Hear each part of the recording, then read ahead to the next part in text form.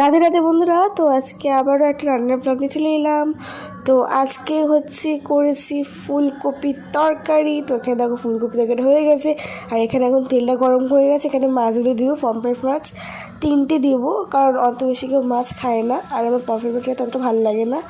তো মাছটার মধ্যে নুন আর হলুদ ভালো করে মাখিয়ে নিয়ে কিছুক্ষণ ধরে রেখে দিই। তারপর তেলটা গরম হয়েছে বলে তারপরে দিয়ে দিলাম, আর গ্যাসটা জোরে করে নিয়েছি যাতে মাছগুলো ভালো করে ফ্রাই হয়ে যায়। একটু কড়া করে ফ্রাই হলে খেতে খুব ভালো লাগে। আর এখানে দেখো কড়া করে ফ্রাই হয়ে গেছে, আর এর মধ্যে দিয়েছি আমি পেঁয়াজ বাটা, টমেটো বাটা, আর একটু দুধ দিয়েছি যাতে টেস্টটা হেভি লাগে। দুধ দিয়েছি, লঙ্কা দিয়েছি, এগুলো ভালো করে মিক্স হবে। তারপর জল দিয়ে দিয়েছি, তারপরে নুন মশলা যা কিছু লাগে সব দিয়ে দিয়েছি। এগুলো সব গুঁড়ো মশলা দিয়ে করেছি, কোনো দিইনি। তারপর ভালো করে মাছটাকে দিয়ে দিলাম। তো ওটা হয়ে গেছে। তো এখানে এবার করছি ধনেপাতা বড়া।